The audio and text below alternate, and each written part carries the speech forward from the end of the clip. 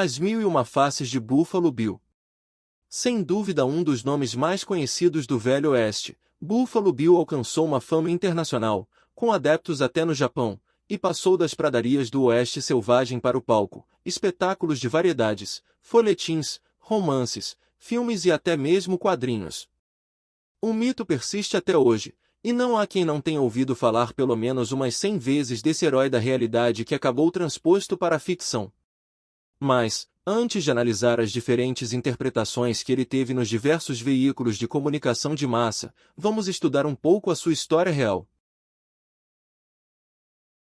William Frederick Cold nasceu em 26 de fevereiro de 1846 em uma fazenda no estado de Iowa. O Oeste ainda era selvagem e grandes nomes despontavam, lendas surgiam e o deserto era colonizado. William Cold começou a trabalhar cedo, desempenhando funções diversas como mensageiro, batedor, condutor de diligências, guardador de gado, guia das tropas do general Custer, carteiro do Pony Express e matador de índios e búfalos.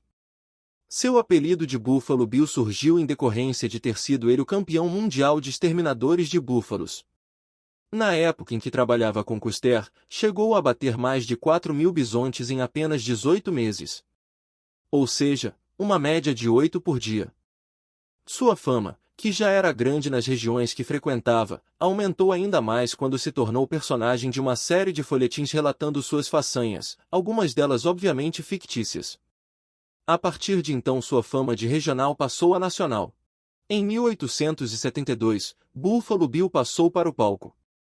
Em Nova York, uma peça intitulada Buffalo Bill, King of the Bordermen atraiu multidões.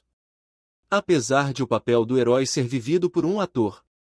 Entretanto, em uma das apresentações, Buffalo Bill, que tinha ido como espectador, foi reconhecido pelo produtor, Ned Buntlin, que pediu que ele subisse ao palco.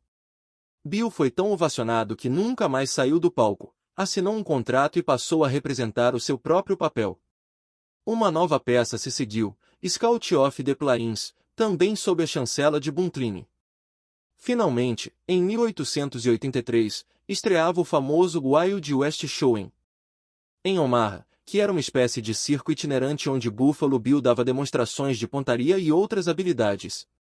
Entre os coadjuvantes estava também famosa Annie Oakley, capaz de atirar em cigarros na boca do próprio marido. O Wild West Show conquistou projeção internacional quando fez uma turnê pela Inglaterra em 1887.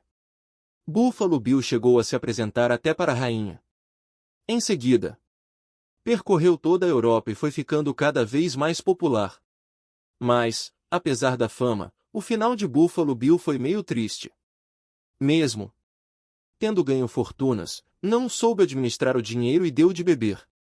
Sua habilidade foi decaindo e, com isso, o Wild West Show foi perdendo a força, e a partir de 1910 foi um fracasso total. William Frederick Cold morreria 7 anos depois, em 10 de janeiro de 1917.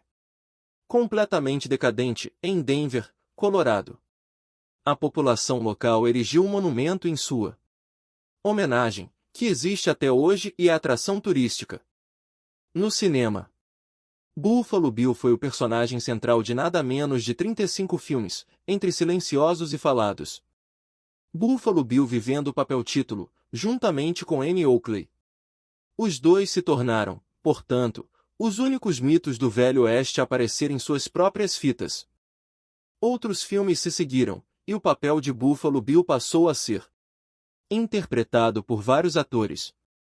No último, Oeste Selvagem, dirigido por Robert Altman, Bill era interpretado por Paul Newman. Não foi um final muito feliz para a carreira cinematográfica de Buffalo Bill, anteriormente endeusado pelos demais diretores, pois Altman praticamente acabou com o mito, apresentando um Buffalo Bill decadente tal qual foi na vida real. Nos quadrinhos, dezenas de versões, graças a uma multidão de desenhistas e roteiristas mais ou menos competentes. Uma das mais antigas retratava suas aventuras quando adolescente e se chamava Young Buffalo Bill, de Harry O'Neill, e era publicada na década de 30, chegando a ser publicada no Brasil pelo suplemento juvenil com o nome de Buffalo Bill. Mas esse Buffalo Bill na realidade não tinha nada a ver com o mito que o inspirou, e o New logo rebatizou a série de Broncho Bill, embora o título Buffalo Bill fosse mantido até o fim na versão brasileira. Distorções à parte, contudo, é uma história em quadrinhos bastante interessante e muito popular entre os colecionadores da antiga.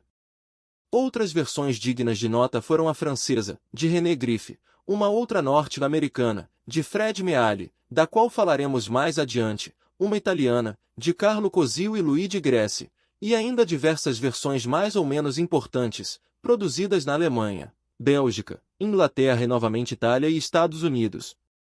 Isso sem falar quando o próprio Buffalo Bill aparecia como coadjuvante em aventuras de outros heróis fictícios ou não do Velho Oeste.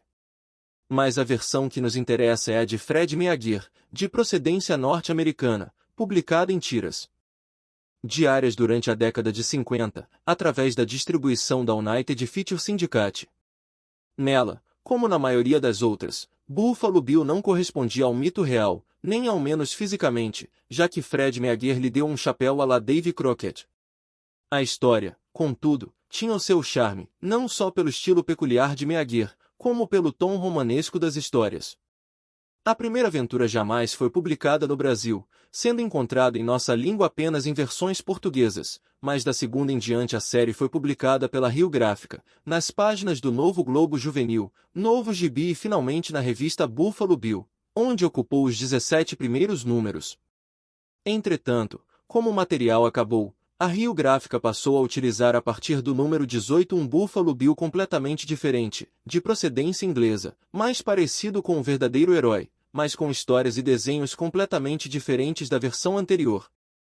Essas histórias tinham ainda o defeito de serem originalmente em um formato menor, correspondente ao atual formatinho, o que obrigava a Rio Gráfica a ampliar exageradamente as páginas ou a retocar demais os desenhos.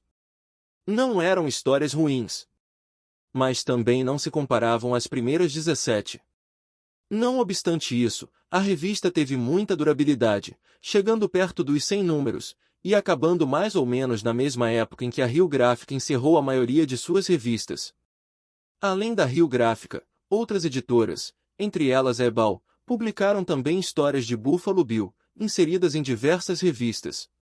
A editora O Cruzeiro chegou a publicar também a versão de uma série de TV, Buffalo Bill Jr., este não tendo realmente nenhum parentesco com o herói. E houve ainda dezenas de outras versões espalhadas por milhares de páginas de quadrinhos pelo Brasil e o mundo afora. Enumerá-las seria uma tarefa, além de dantesca, praticamente inútil. Para colecionadores. Este gibi de ouro reproduz fielmente o primeiro número de Buffalo Bill, de 1954. Curiosamente, esta revista é uma das mais procuradas pelos colecionadores de gibis da década de 50. Uma edição original em perfeito estado vale uma verdadeira fortuna. Se você possuir uma, pense bem antes de se desfazer dela. Buffalo Bill número 1 vale muito mais que um Fantasma ou Mandrake número 1, por exemplo, devido ao fato de existirem poucos exemplares em circulação. Os números 2 a 17 são igualmente muito requisitados e raros. A razão é terem sido todos desenhados por Fred Meagher, como dissemos anteriormente. O valor desses outros 16 números é quase o mesmo do número 1. Por isso, cautela com os especuladores. Essas revistas, além de terem um alto valor e uma liquidez certa, têm ainda um altíssimo valor de barganha. Mas, se você só possui edições a partir do número 18, não adianta pensar que sua coleção é muito valiosa. Esses números só interessam mesmo aos que fazem questão da série completa, que são poucos, ou aos fanáticos por tudo que se relaciona com Buffalo Bill. Se você é comprador, muito cuidado para não adquirir gato por lebre, pois, como já dissemos, somente os números 1 a 17 são quentes.